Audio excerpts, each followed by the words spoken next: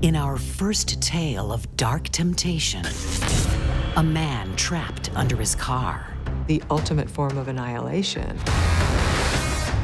This is no repair job. Law enforcement didn't know what they had. Did they have a homicide? Did they have an accident? The truth is a sordid tale of twisted desires. It's like, wow, I'm not the only one in the world that has this kink. I've been in prosecution for over 25 years, and I hope not to see another case like this. And later, women under a spell. He was really only interested in this concept of power, that you could have power over people. Hoping magic will make their dreams come true. He believed that he had acquired magical powers. But that temptation can lead to a deal with the devil. Once you've sold your soul, you might as well sell your soul for a big treasure rather than a small one.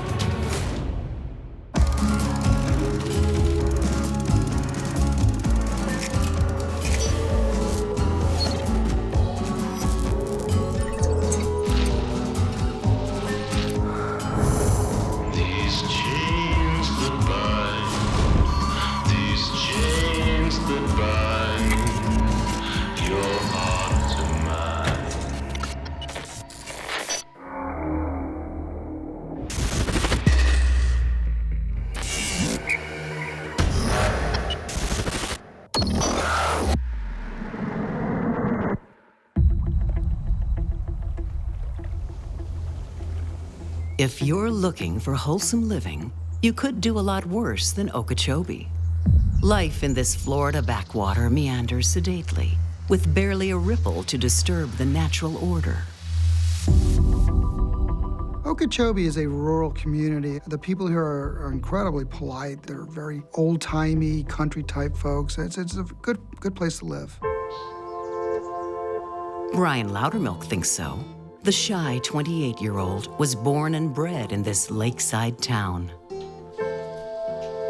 One thing Brian loves more than strumming his guitar is his wife, Stephanie. Sounding good, baby. He had married a Seminole girl by the name of Stephanie Loudermilk. I do remember her being kind of a quiet, very reserved person, and she didn't make an effort to stand out, so she was more of an introvert. Brian and Stephanie fell in love when they were teenagers. And when they were very young, they started dating in high school. They marry and have 3 children, settling on a property on the north side of town. Hey, my little man. To outsiders, the Loudermilks seem gentle, simple folk. They didn't really stand out. They kind of kept to themselves. But one summer's afternoon in 1999, Brian and Stephanie's cozy world comes crashing down. You all right? When friends find Brian trapped under his SUV in the driveway of his home. 2 guys he knew showed up. Brian, He was laying underneath the tire. are you all right? There was no way he'd be able to push that vehicle off of him. I can't feel my legs. Go, move it. Brian's friends come to the rescue. They did. Ultimately, they moved the vehicle. He wasn't feeling good. I don't know how long he was pinned under there, but long enough to cause serious damage. I feel terrible. Brian is rushed to the hospital, but it's too late. As a result of all that pressure being on his stomach, the buildup of lactic acid built up in the lower half of his body. When the pressure was removed, it raced to his heart, and he died as a result of that.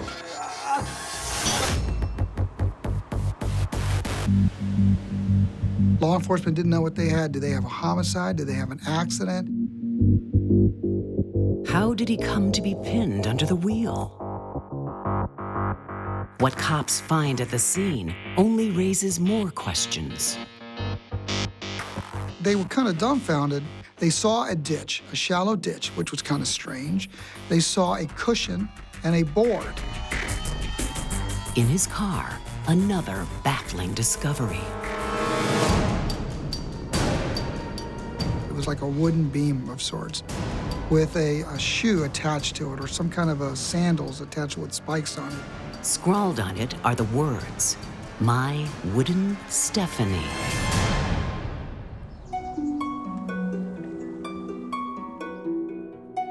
The real Stephanie says there's something the cops should know about her late husband.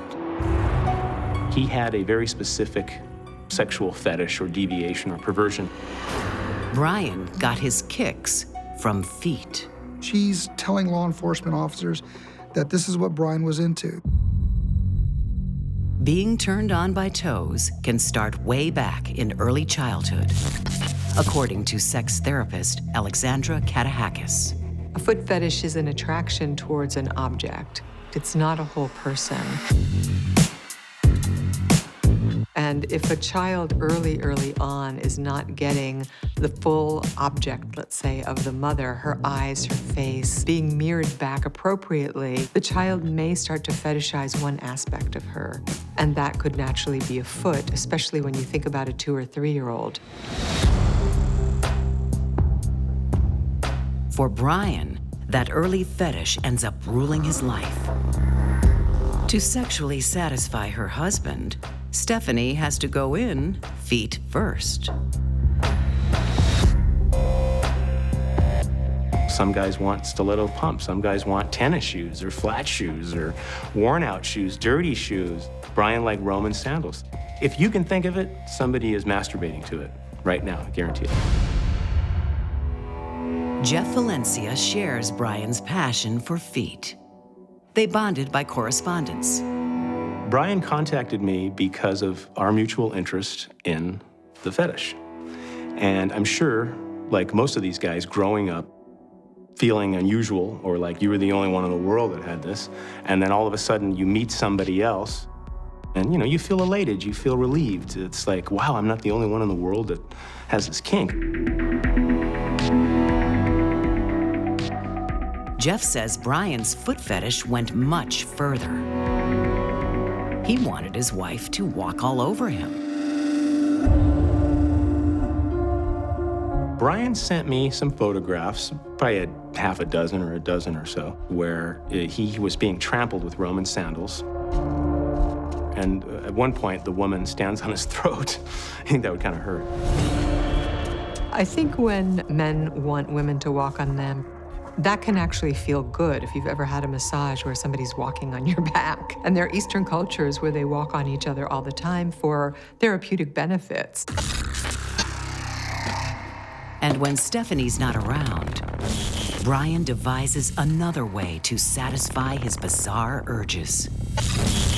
Using a homemade wooden leg as Stephanie's stand-in. He used this by means of leaning it against a wall and sort of like putting his weight on it. Pretending like he was being stepped on by, I guess, his wife. It was one of his fantasies. Okeechobee police are reeling as they fall deeper into a rabbit hole of perverted passions. And when Stephanie shows them Brian's home movies, they can hardly believe their eyes. Scenes depicted in these videos, they were horrific. It's one of those images that will stay with me forever. Summer in Okeechobee, Florida is usually spent relishing the natural wonders, hunting, fishing, frolicking in the lake. But detectives discover car accident victim Brian Loudermilk enjoyed long, hot days behind closed doors. He loved those Roman sandal shoes. He loved being trampled. He liked women walking on him with them. When police question Brian's wife, Stephanie,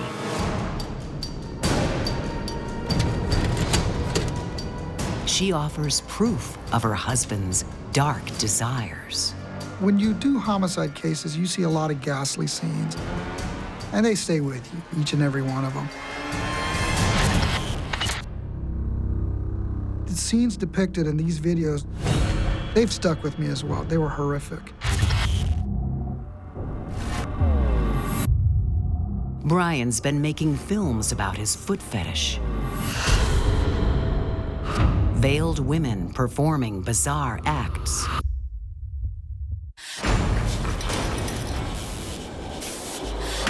A hole had been cut in the floor, and some type of plexiglass or clear glass was put over the hole so that the camera underneath it could capture images. Images of insects being squashed. Then, something more sickening. His favorite thing was the baby chick being squashed. Animals like mice and rabbits being stepped on. It was horrible. Come on, now! Brian doesn't just love feet. He loves to see feet kill. His obsession is called crush. There's a whole host of people that are into crushing small animals like puppies and kittens. For most people, that's not going to be arousing because of the empathy centers in our brain. For people who don't exhibit empathy, they're not going to see it as gruesome or horrible. You can't do that to animals over and over and over again with not feeling anything. Unless the person is sociopathic or they're so desensitized, they're just not feeling anymore. The only thing Brian is feeling is aroused. I think human sexuality can be rerouted into just about anything. Any activity can be eroticized. Brian's pen pal, Jeff Valencia, is also a self-confessed crush freak. I've been called the Godfather of crush. I kind of started the genre. Jeff's made dozens of crush videos, but only with insects. He and Brian were part of an underground network of crush fans. I only got one of Brian's videos. I guess he was making them and trading them with other people. At the time, there was only a handful of guys who were actually producing and distributing them. Brian's letters to Jeff also reveal that his bizarre fetish bubbled to the surface back in high school. He said when he was in school, he would glue lizards or crawdads or something on the floor next to the teacher's desk, so when she got up, she would step on them.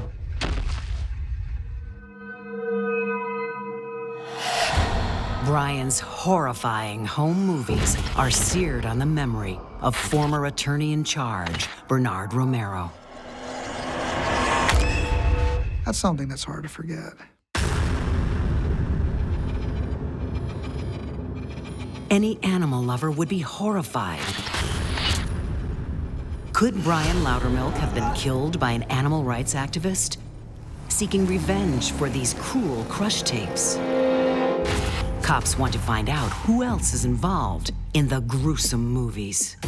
The women's faces are covered, but a tiny tattoo betrays the identity of one player. She had a tattoo exactly like the one we saw in the video. It is Brian's wife, Stephanie Loudermilk. She tells police she had no choice. Brian forced her to do it. That this was something that she was reluctant to do, that she acted under the influence of her husband. She was not a willing participant. And if you look at the videos themselves, it's hard to see her enjoying these things. Did Stephanie decide to finally free herself from her husband's warped temptations by staging the ultimate crush scene? We could speculate as to what had happened. Did Stephanie have a motive? Was this a murder? Was this an accident? What this was all about?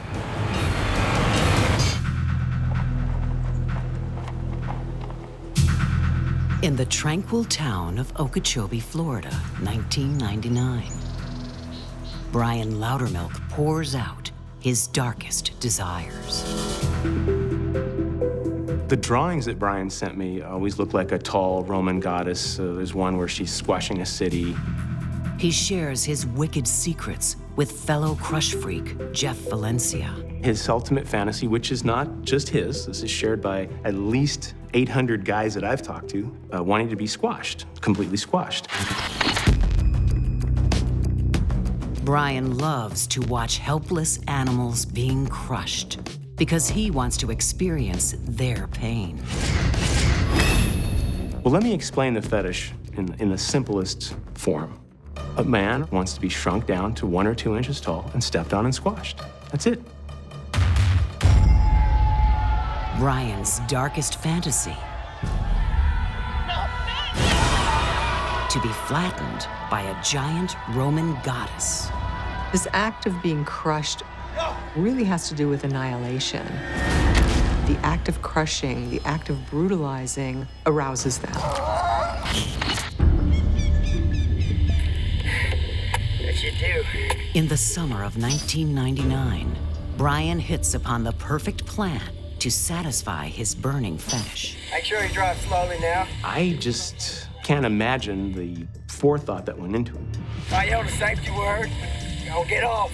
But Brian needs help for the final, crucial step. Someone had to roll a truck over top of him. Come on. Slowly. Who was behind the wheel? The driver walks away, leaving Brian alone to enjoy the agony, which for him is ecstasy. It was apparent that he consented to this, at least to having the vehicle placed on him. If there was a person involved, if they rolled the truck over top of him and then left, then the next question would be, did Brian want them to leave? Did he want them to stay? The answer will determine if this is an accident or murder. We have persons of interest. We had to try and narrow down who was the last person most responsible for neglecting to remove the vehicle. Police think it must be someone Brian knew. His wife, Stephanie, has already admitted she resented starring in Brian's gruesome home movies. Quick, gotta call 911. Wow, what happened? Brian, he had an accident. And according to Brian's rescuers, Stephanie was surprisingly calm when she heard about his unfortunate accident. Yeah, my husband's hurt himself. I need an ambulance. Her emotional reaction to this was described to me as subdued. Did she already know Brian was trapped? Investigators have no evidence connecting Stephanie to the crime. Stephanie was ruled out as a murder suspect would be one way of putting it, but more importantly, she was never included as the murder suspect because there was insufficient evidence. What about the other performers in Brian's cruel films? Were they also doing this against their will? Come on, do it. Do it. Now. We did see an image in one of these video recordings of another woman, so obviously either a person volunteered to do it, or was coerced to do it, or was paid to do it. I'm not sure. But there was definitely another woman in one of these videos. But Okeechobee police can't trace the second veiled crush queen. She was also dressed in a sort of a classical ancient Egyptian way with a veil across her face. She didn't have any marks or tattoos. We were not able to identify her. Attention turns to the 2 men who found Brian. We had suspicions that it might have been one of his friends. One of them, who I believe was homeless at the time, was intoxicated and forgot to remove the vehicle.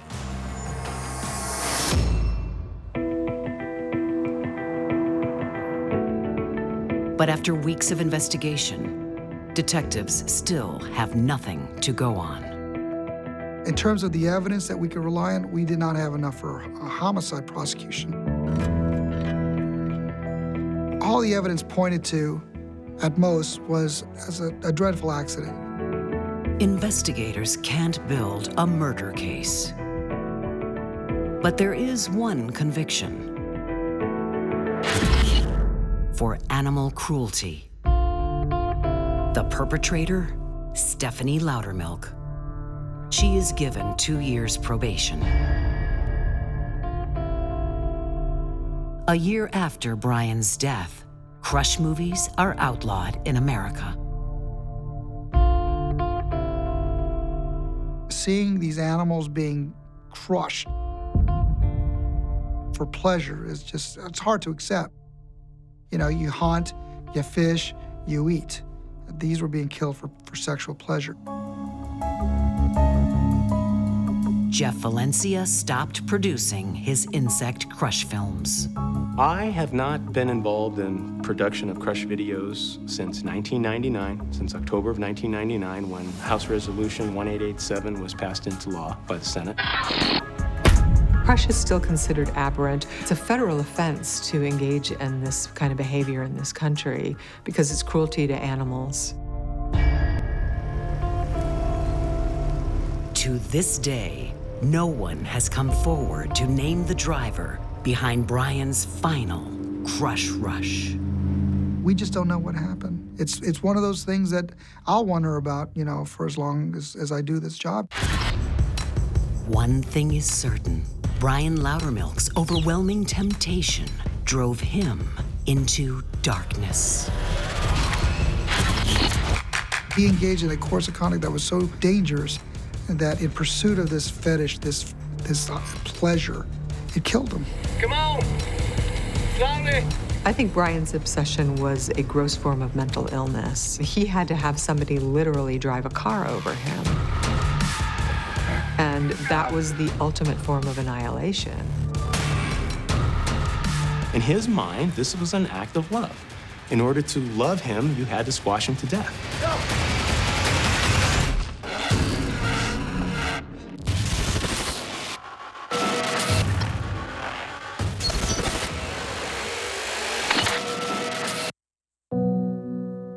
In 1940s Florida, nurse Martha Beck needs a little magic in her lonely life. She's known as a soiled dove. Abandoned by her husband, the single mom can only find romance in her favorite novels.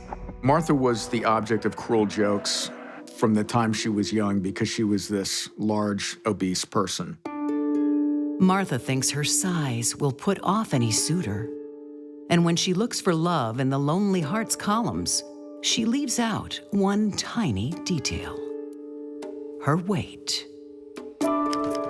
A man in New York takes the bait. Her ad was answered by Raymond Fernandez. The two began to correspond. She became enraptured with the sort of poetic nature of his advances. One particular request sends Martha swooning. Will she send him a lock of her hair? And so she completely embraced this as a romantic overture, sent him a beautiful long lock of her hair.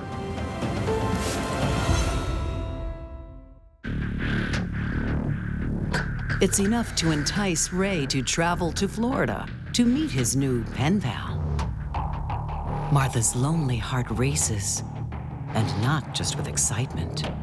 Martha was, of course, concerned that when Ray saw the lie, the fact that she was this great big woman, that he was going to immediately be shocked. She needn't have worried. 34-year-old Raymond Fernandez is a true gentleman. He's not even put off by her two children. Martha seems to have found the perfect man. Fernandez was a ladies' man, and he was handsome. He was a handsome guy. I think she saw him as a worthy catch and that she would never get another one like that. It's like being plunged into the pages of one of her romance novels. But this enchanted evening gets even better. Martha said that they had sex on the first night and it was the best sex she'd ever had. And it was a revelation to her. And really just became instantly bonded to him. Ray returns to New York, and with 1,000 miles between them, that might have been the end of the affair. But temptation has no boundaries. She showed up on his doorstep Martha's not alone. She's brought her kids, and she wants to move in. Now, this was a bit of a shock to him. Her new beau wasn't banking on becoming an instant father. He says Martha can stay, but the kids must go. So this is an amazing moment where she has to make this decision between this man that she hardly knows and these children that she has.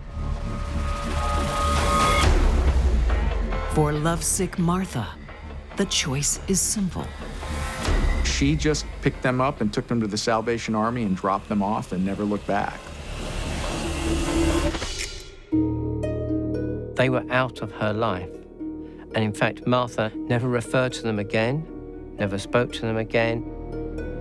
That was the trade that she was willing to make for love. It's a shocking sacrifice. But before long, Martha will sacrifice much more for Raymond. This temptation will lure her into depravity. The two darkest desires in any human being are to murder and to love, both forbidden and both, therefore, extremely desirable.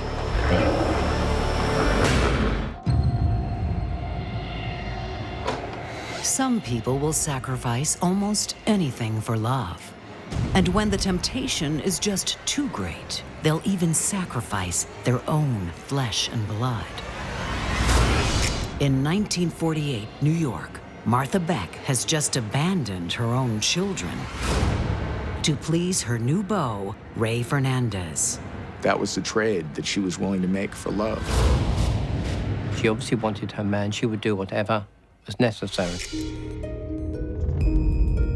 Anyone would think Martha's under a spell. Ray knows she is, because he's a voodoo priest. As a practitioner of voodoo, Raymond Fernandez believed that he had acquired magical powers, and that one of the most important of these magical powers was the ability to attract love. Donald Constantino is professor of folklore mythology at the University of California. He says Ray Fernandez used voodoo as an insidious way to control women. Voodoo is primarily a possession cult religion. There's a mutation of it called hoodoo. And hoodoo really relies more on controlling people at great distances. And so it seems to me that these were the sort of things that Raymond Fernandez embraced. Raymond became entranced by voodoo during a stint in prison. His cellmate was a black man who identified himself as a Haitian and a practitioner of voodoo. And it was during this time that Raymond reports the secrets of voodoo were passed on from his cellmate to him, and that he became an adept at voodoo practices. The thing most commonly associated with voodoo is voodoo dolls. And the point with voodoo dolls is that you can not only stick pins in them, but you can do anything to them. And that their manipulation can be not only violent, but it can be pornographic. Voodoo was brought to America by Haitians immigrating to the Deep South. It soon captivated the rest of the nation. Voodoo became an obsession in American culture in the 1930s. And its rise in popularity as a subject was really an aspect of the bad times of the Depression. The rituals of voodoo and hoodoo that Ray embraced and talked about openly was something else that was very new to the American popular culture. It was later embraced in movies and so forth. It's where we get our zombie culture from, really. So combined with their sort of sexual aspects, the fascination with this sort of black magic, this occult sort of layer on the whole story was really fascinating to a hungry American public. Ray reveals his dark side to Martha.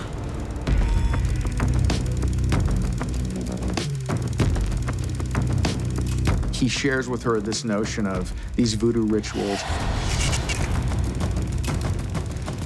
Martha, rather than rejecting Ray Fernandez, embraces him.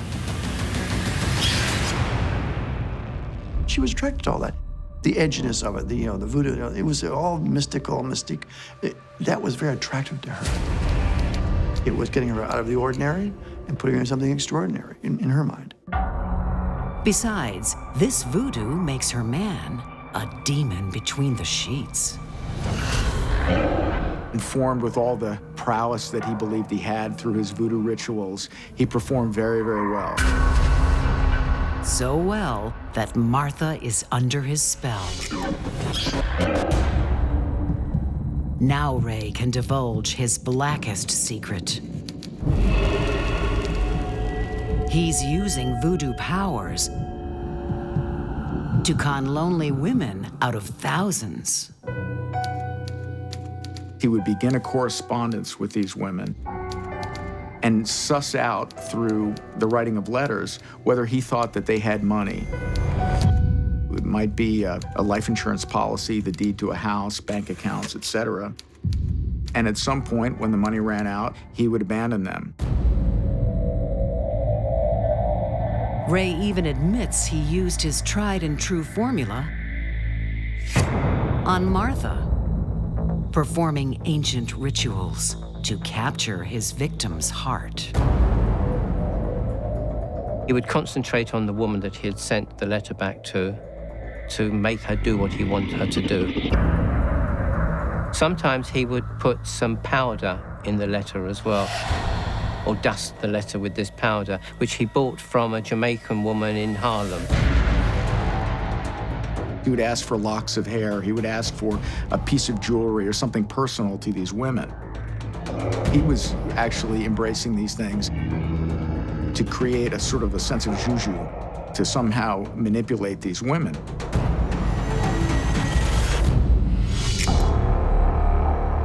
Having a part of somebody else, whether it's hair or toenails or fingernails or bits of clothing that they wore, is in point of fact a universal part of magic. It's called sympathetic magic.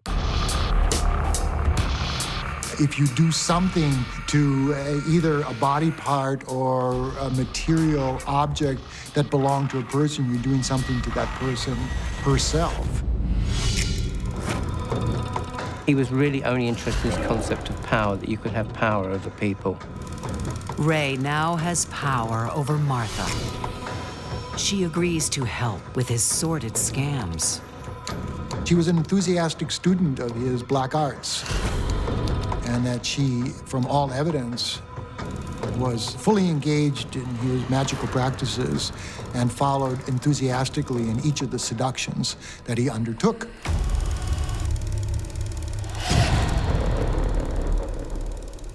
She was willing to do just about anything for him. Together, they weave their magic, conning dozens of women through the Lonely Hearts columns. Many of these women were too embarrassed to go to the police. They were ashamed that they had been taken. They didn't want to be viewed as sexual victims. And so this, again, made it easy for him to get away with it.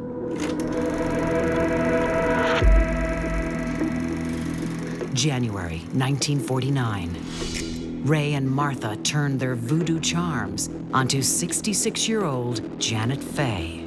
Raymond used his voodoo powers, according to him, to attract this woman and to strike up a romance with her. How long have you been in this town for? The wealthy widow agrees to marry Ray. She moves to Long Island to live with her handsome new fiancé and his sister. Martha always went with Ray as his sister. Most people accepted that, I'm sure. Ray steals Janet's heart, and a lot more besides. Janet, again, was easily seduced, and over time began signing over all of her paperwork. Her banking, the deed to her house, etc. Now that they're engaged, they can get up close and personal. But this scam is getting under Martha's skin. All the time, she could see that he was having relationships with these women. When she'd step out the door, he would have sex with them. So far, Martha's accepted a lot about her man. She draws the line at sleeping with the enemy. Martha was getting angrier and angrier because Ray had to play his role. He had to play the role of the lovesick man, and it just absolutely pushed her rage buttons, and she just hated this. And when she finally snaps, no amount of black magic will control her fury.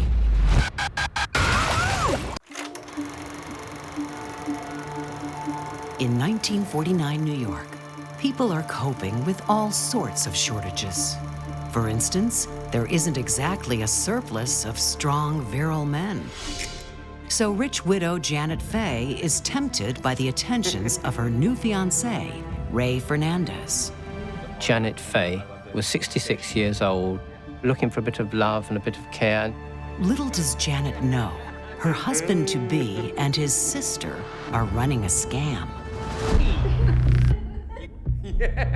They believe Ray's voodoo powers can entrap rich, vulnerable women. Ray took on an entirely different persona, endowed with all of the virility of his voodoo traditions. He believed in the power of voodoo. He believed that it gave him incredible virility. He believed that it gave him the ability to control and possess people. Over and over again, he seduced and took advantage of lonely women. Ray and Martha aren't even brother and sister. They're lovers. But when Janet Fay moves in, Ray takes his starring role as fiancé a little too seriously. Martha gets up in the middle of the night and finds that Janet Fay has snuck into Ray's bedroom and is in bed with him. For Martha, this voodoo spell has become a curse.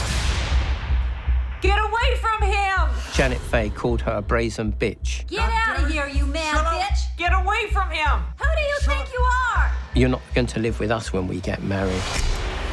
At which point she becomes so enraged that she picks up a hammer out of a toolbox and strikes Janet Fay to the back of the head, crushing her skull. The horror isn't over. Janet's still alive.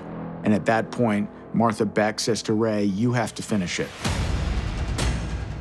And so Ray took that bloody hammer, took Janet Fay's scarf, and made a tourniquet out of it, and twisted it slowly until he strangled her to death. Come on. Feel. For Martha and Ray, a line has been crossed. There's something about the mixed pathology of these two people that makes for this really toxic cocktail. This is a moment where something happens. There's a French term for it called a folie à deux, which means shared madness. The couple has added murder to their magic ritual. Once you've sold your soul, you might as well sell your soul for a big treasure rather than a small one. So he worked his way up from just fleecing the lovelorn out of their incomes to killing them. Within days, they're corresponding with another lonely heart in Grand Rapids, Michigan, Delphine Dowling. She's so smitten, she asks Ray and his sister to move in. The war widow wants a new daddy for her 2-year-old daughter, Raynell. Delphine's a little younger than their other targets, and Ray's soon weaving his old black magic. Ray seemed to jump into bed with Delphine straight away. What Delphine doesn't know is her new beau has many secrets. Her Prince Charming looks a little different without his crown. One morning, Delphine Downing walks into the bathroom and finds Ray without his toupee on. Who are you? which is a complete shock to her. It absolutely upsets her and seems to tip her off into what's really going on. Who are you?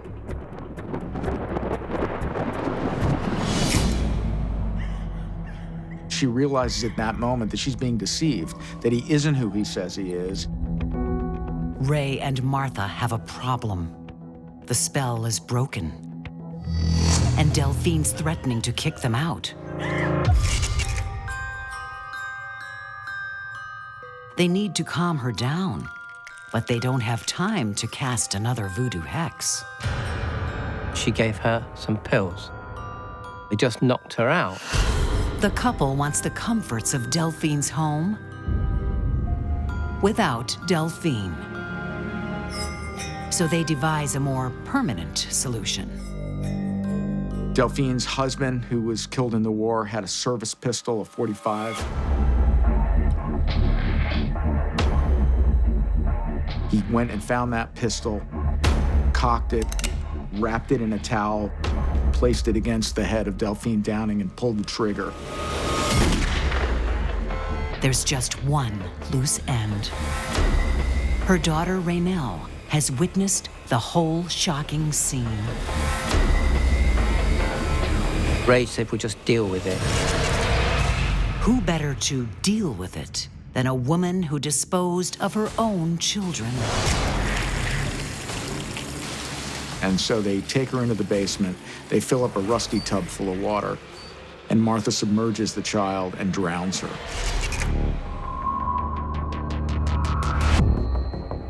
After the double murder of this woman and her child, Ray and Martha go to the movies. They don't even move out of Delphine's Michigan home. Lost in their voodoo obsession, Ray and Martha truly believe they're untouchable.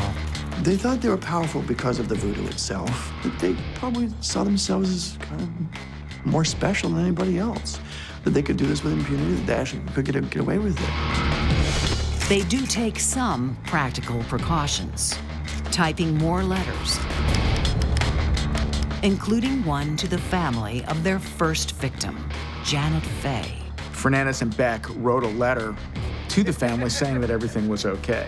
And it was typed up neatly on a typewriter and ultimately signed. And that's where their plan comes unglued. But the problem was that the family understood that Janet Fay, A, it wasn't her signature, and B, she couldn't type. So this was instantly a cause for alarm, and they set the police upon trying to find their mother. The NYPD traced the letter back to Ray Fernandez and Martha Beck. They can't find the couple, but they do unearth something in the basement of their Manhattan house. New York detectives had found the body of Janet Fay cemented in the floor of a building. Meanwhile, in Michigan, neighbors are concerned about Delphine and her daughter. They haven't been seen since a mysterious couple moved in. Cops soon make the connection. Police arrived, they began to question Fernandez and Beck, and it clearly became evident that something wasn't right. They searched the house, and when they got to the basement, they found the twin graves of mother and daughter in fresh cement. With such concrete evidence, Ray and Martha both confess to the murder of Delphine Dowling. After Fernandez and Beck were arrested in Michigan for the murder of Delphine Downing and her daughter, it became clear to them right away that there was no death penalty in the state of Michigan. And so they were absolutely open to giving a full confession. In fact, it was almost 73 pages long before they were finished. If police are expecting remorse from Ray, they're sorely disappointed. He said, "I am no ordinary criminal. I am an agent of the voodoo powers, that I have special powers, special attraction over women, and I am not in the category of a common criminal." Ray's powers won't save him now. Detectives decide to extradite the pair to New York to stand trial for the murder of Janet Fay. In this state, they face the death penalty. A scandal-hungry public devours the salacious details of sex, lies, and voodoo. It became one of the trials of the century because it detailed so much of the kinky nature of their relationship, how it was rooted in these rituals of voodoo. He boasted openly about his sexual prowess from his voodoo rituals and how he was able to seduce these women and please these women. Filmmaker Todd Robinson knows this voodoo couple well. His grandfather was an investigating detective on the case. My grandfather spoke about Fernandez and Beck in fragments. He seemed a little perplexed by the fact that they really didn't seem to show any empathy for their victims. These were people who were sort of textbook narcissists.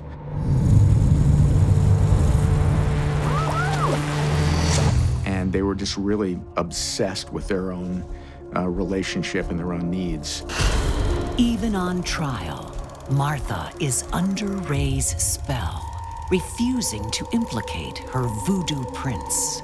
The concept of Ray's power over women was made quite clear by Martha in the court. She couldn't try to blame him for things because he would kill her there and then in court because he had control over her.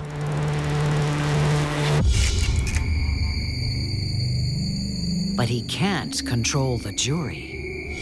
Raymond Fernandez and Martha Beck are both found guilty of the first-degree murder of Janet Faye. They're sentenced to death by electric chair. They were executed on the same day, and from Martha's point of view, with no regrets.